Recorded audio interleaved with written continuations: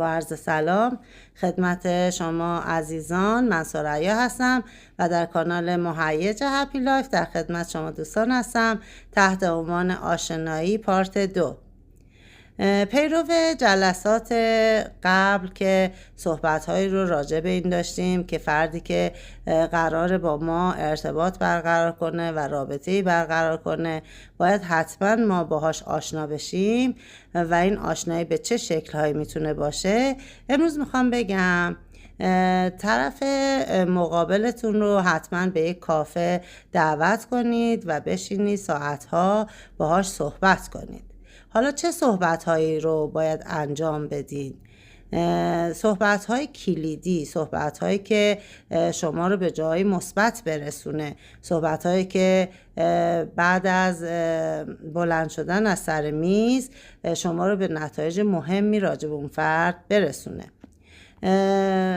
راجع به خصوصیت‌های اخلاقی اون طرف میتونید صحبت کنید و سوال کنید و اینکه از صبح که بیدار میشه و تا شب چه کارهایی انجام میده، چه کارهایی براش مهمه، اولویت‌های زندگیش چیا هست، وقتایی که عصبانی میشه چی آرومش میکنه و چه کار میکنه این عصبانیتش رو به چه شکلی کنترل میکنه و آیا آدم عصبی هست، آدم آرامی هست یا نه، و اینکه وقتی که اونجا شما را به سر میز دعوت کرده آیا دست به جیب هست یا منتظر شما کارت رو درارید و حساب کنید. خصاصت طرف رو بسنجید، اخلاق و خصوصیت طرف رو بسنجید، خانواده‌اش رو آنالیز کنید، پدر مادرش رو، شغل اونها رو و اینکه تو چه خانواده این فرد بزرگ شده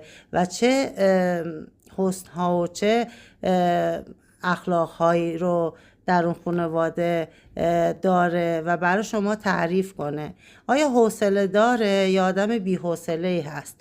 آیا دوست داره تعریف کنه؟ آیا احساساتی هست یا نه؟ آدم خشنیه یا نه؟ آدم حول و هوسبازیه یا نه؟ چه تقاضایی از شما داره تو روزهای اول آشناییتون؟ هدفش چیه؟ و همه اینها عواملی هست که شما میتونید در آشنایی به این مطالب برسید و بدونید اون فردی رو که با شما میخواد ارتباط برقرار کنه آیا برازنده شما و خانواده‌تون هست یا نه. اگر مباحث من رو دوست دارید دکمه سابسکرایب رو بزنید